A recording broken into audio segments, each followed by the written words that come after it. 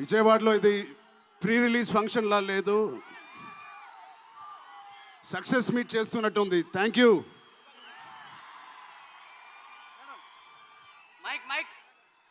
కేశినేని చిన్ని గారికి, దుర్గేష్ గారికి ఇంత గ్రాండ్ సపోర్ట్, ఇంత గ్రాండ్ ఈవెంట్కి సపోర్ట్ చేసినందుకు మీకు, మీ టీం అందరికీ చాలా చాలా థ్యాంక్ యూ సార్. ఇంత షార్ట్ నోట్లెస్ చేసినందుకు.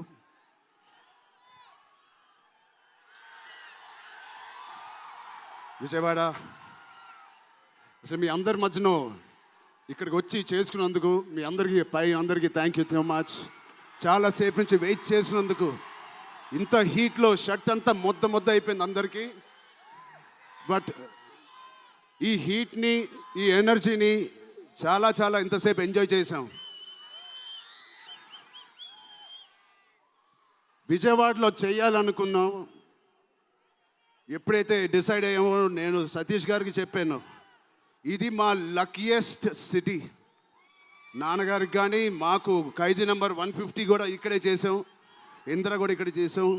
సో ఆ లక్ని కొంచెం మేము ఇంటికి తీసుకెళ్దామని ఇక్కడికి వచ్చాం. మీ అందరికీ, తమ్ముళ్ళకి, ఇక్కడ ఉన్న అన్నయ్యలకి, వచ్చిన అక్కలకి, చెల్లెలకి, మీ అందరికీ పేరు పేరున థ్యాంక్స్. అలాగే టీవీలో చూస్తున్న మా అభిమానులకి, వాళ్ళందరికీ చాలా థ్యాంక్ యూ.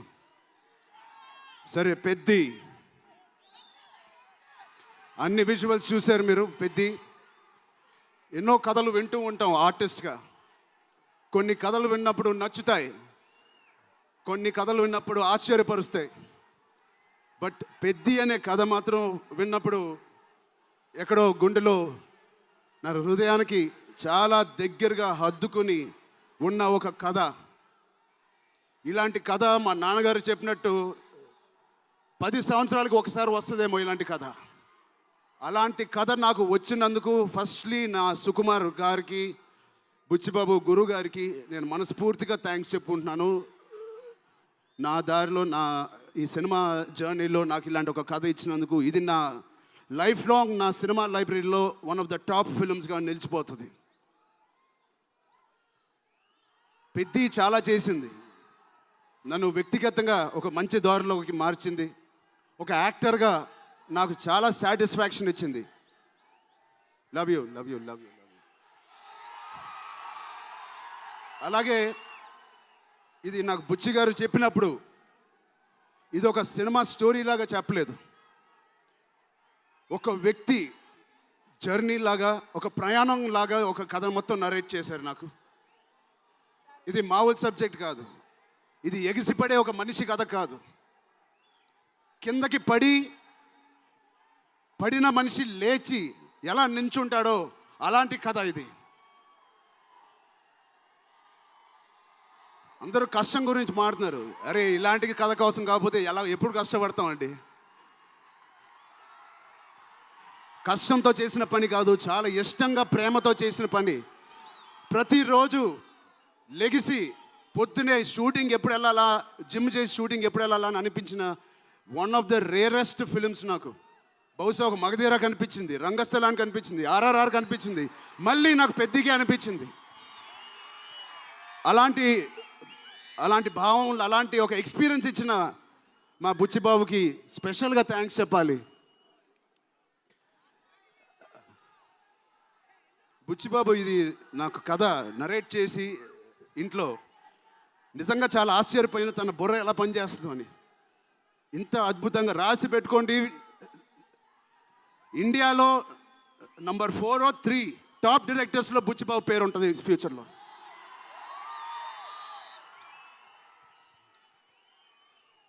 సో అంత మంచి ఎక్స్పీరియన్స్ ఇచ్చిన బుచ్చిబాబు గారికి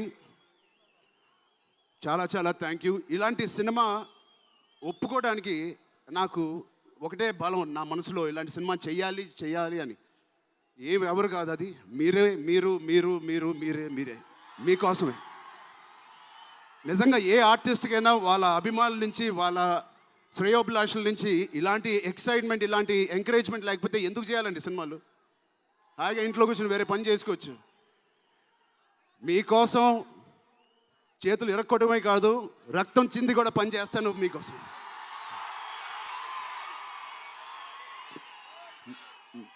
మిమ్మల్ని ఎంటర్టైన్ చేయడం ఒక పిచ్చా, లేకపోతే సినిమాలో మంచి సినిమా చేసి మీకు ఏదైనా ఇవ్వాలని ఒక పిచ్చా నాకు తెలియదు. నాన్నగారు కొడుకు పుట్టినందుకు, కళ్యాణ్ బాబాయ్ గారు ఉన్నందుకు ఇంట్లో ఇది ఇది తప్ప నాకు ఇంకేం తెలియదు. బహుశా ఇంకోటి తెలుసుంటే ఇలా ఇంత పెద్ద ఆర్టిస్ట్ నేను ఒక ఫీల్డ్లో అయ్యేవాడిని కాదు. నాకు తెలిసిందల్లా సినిమా సినిమా సినిమా. సో నేను చనిపోయే వరకు మిమ్మల్ని ఎంటర్టైన్ చేస్తూనే ఉంటాను, అది రాసి పెట్టుకోండి.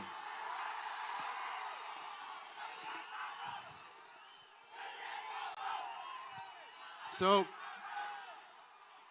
మా టెక్నీషియన్స్ గురించి మాట్లాడాలంటే ఫస్ట్ మా రత్నవేల్ గారి గురించి. ఇది 4వ సినిమా రత్నవేల్ గారితో. ఇంత బ్యూటిఫుల్గా మమ్మల్ని అందరినీ ప్రజెంట్ చేసి ఆయన సీనియారిటీని మాకు సపోర్ట్గా ఇచ్చిన ర్యాండీ గారికి ఆయన స్పెషల్ థ్యాంక్ యూ. అలాగే పనిచేసిన అవినాష్ కొల్లా గారికి థ్యాంక్ యూ సో మచ్. అద్భుతంగా ఇచ్చారు మా పెద్ద వరల్డ్ని. Naveen Nooli thank you so much, fantastic editing. మిగతా టెక్నీషియన్స్ అందరూ, మా అనంత్ శ్రీరామ్ గారు, బాలాజీ గారు, మా choreographer Jani master, Bosco master, thank you so much. మిగతా సింగర్స్ అందరికీ థ్యాంక్ యూ సో మచ్. మా సతీష్ గారి గురించి చెప్పాలి. మొదటి సినిమా ప్రొడ్యూసర్ లాగా కాదు, ఒక 50 సినిమాలు తీసిన ప్రొడ్యూసర్ లాగా ఆయన దీనికి పనిచేశారు. ఆయన ఒక పెద్ద కన్స్ట్రక్షన్ కంపెనీకి యజమాని. దాంట్లో కూడా ఒక నంబర్ 1 స్థాయిలో ఆయన ఎదుగుతూ వెళ్తున్నారు. ఆయనకి ఏం పని ఇచ్చినా ఇంత చిత్తశుద్ధితో, ఇంత డెడికేటెడ్గా చేయలేదు. ఆయన చేస్తారు. మామూలుగా నేను పనిచేసిన 1-2 ప్రొడ్యూసర్లు టీ తాగి భోజనానికి వచ్చి వెళ్ళిపోతారు. అలాంటి టీ తాగి వెళ్ళే ప్రొడ్యూసర్ కాదు. ఎవ్రీ డే 3 పూటలు అంటే 8 అవర్స్ మాతోనే గడిపినాడు. నాకు ఒక్కరోజు గుర్తులేదు ఆయన సెట్లో లేకుండా. అంత బాగా ఆయన ఇలా మాకు సపోర్ట్ చేసినందుకు, వెన్నుపోటు కాదు సారీ వెన్నంట మాకు ఉన్నందుకు సతీష్ గారు థ్యాంక్ యూ సో మచ్. అలాగే మా కో ప్రొడ్యూసర్స్ అండ్ ప్రెజెంటర్స్ మైత్రి రవి గారికి, నవీన్ గారికి కూడా థ్యాంక్ యూ. బిఫోర్ యూ వాళ్ళకి కూడా thank you. India wide release చేస్తున్న మా జియో సినిమాకి కూడా చాలా థ్యాంక్ యూ. టీ సిరీస్ మ్యూజిక్కి చాలా థ్యాంక్ యూ. ఇంకా ఎవరెవరు అసోసియేట్ అయ్యారో వాళ్ళందరికీ చాలా చాలా thank you. Rahman sir, you are the biggest pillar of Peddi. మేమందరం ఎంత కష్టపడ్డామో 2.5 సంవత్సరాలు, 280 రోజులు, దానన్నిటినీ మీరు దగ్గర తీసుకొచ్చి దానికి ఒక ప్రాణం పోస్తున్నారు. రోజు 6 గంటల మార్నింగ్ వరకు పనిచేసి పడుకుంటున్నారు ఆయన డెడికేషన్కి, ఆయన సినిమాలో పనిచేస్తున్నందుకు చాలా చాలా చాలా థ్యాంక్ యూ. ఏంటి విజయవాడ?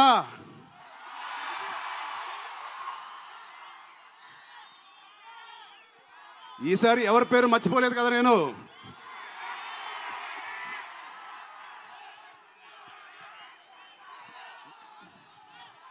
ఆ చంద్రుల్లో ఒక ముక్క జారిందే నా పక్క. మా జాన్వి గారికి ఇక్కడ శ్రీదేవి గారు ఎక్కడున్నారో జాన్వి గారిని చూసి ఎంతో మనస్ఫూర్తిగా, ఎంతో గర్వంగా ఆనందపడుతూ ఉంటారు. అలాంటి జాన్వి గారు ఈ సినిమాలో మాతో పనిచేసినందుకు చాలా చాలా thank you Janhvi garu. You are the happiness of the film. You bring joy to all of us when you come on stage, the way you work. చాలా చాలా పెద్ద లైఫ్ ఉంది మీకు. I wish you so much all the best. మీ అమ్మగారి కన్నా చాలా పెద్ద హీరోయిన్ అవ్వాలని కోరుకుంటున్నాను.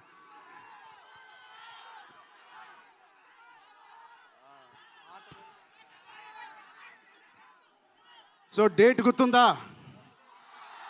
జూన్. ఒకటే మా అభిమానులందరికీ ఒకటి చెప్పేసి వెళ్ళిపోదాం అనుకుంటున్నాను. యాక్చువల్గా వెళ్ళాలని లేదు, ఇక్కడే ఉండాలని ఉంది మీతోనే. Love you.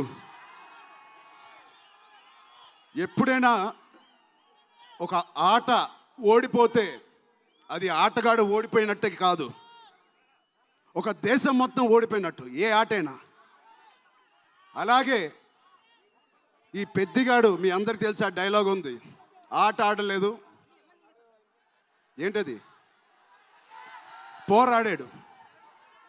అలాగే మీ అందరి ఆశీస్సులతో, దుర్గమ్మాదేవి ఆశీస్సులతో మీ అందరికీ ఉండాలని, మా అందరికీ ఉండాలని, ఈ 4వ తారీఖున వచ్చే ఈ పెద్ద సినిమాకి ఉండాలని, ఈ పెద్దిగాడి ఆత్మగౌరవాన్ని అమ్మ దుర్గమ్మ సాక్షిగా కోరుకుంటున్నాను.